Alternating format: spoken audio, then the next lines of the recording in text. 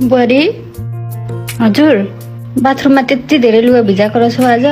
जाऊ तिमी कपडा धो, म खाना बनाउँछु। होइन म अहिले खाना बनाइसकेर गएर धोइहाल्छु नि आमा। होइन होइन म बनाउँछु खाना, जाऊ तिमी। हस् खाना पनि पाकिसक्यो। बाबु कति गेम खेलेर बसेको? फुपूको फोन आयो।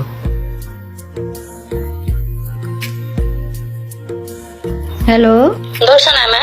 दर्शन नानी सन्चै हुनुहुन्छ आमा? सन्चै छु। आमा औँसीमा के ल्याइदिउँ हजुरलाई? केही ल्याइदिनु पर्दैन नानी, तिमीलाई आएपछि ल्याइदिएकाले पुगिराखेको छ नि।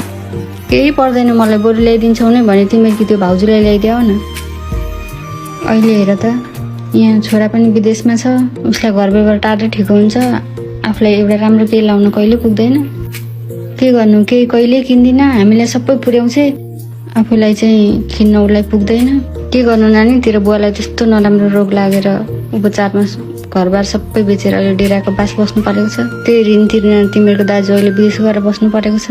घर खर्च र त्यही ऋणको ब्याज तिर्नै मात्र ठिक छ उसलाई। के गर्नु अहिले यस्तै दुःख छ।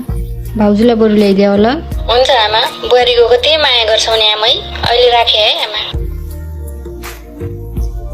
लुगा धोइसक्यो? सके आमा।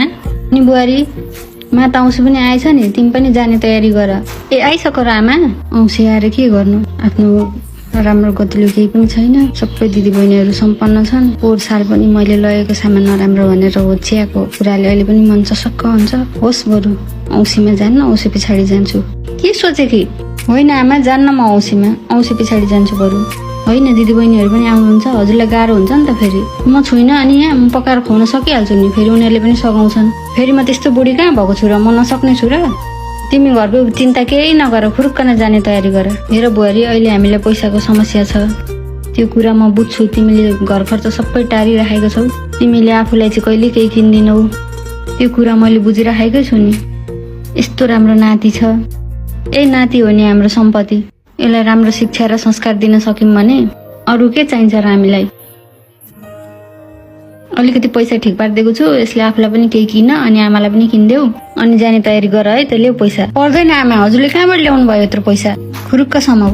हेर म कति भाग्यमानी, मैले सासूको रूपमा आमा नै पाएको छु। यति माया गर्ने सासू पाएपछि हामी छोरीहरूलाई अरू के चाहियो र?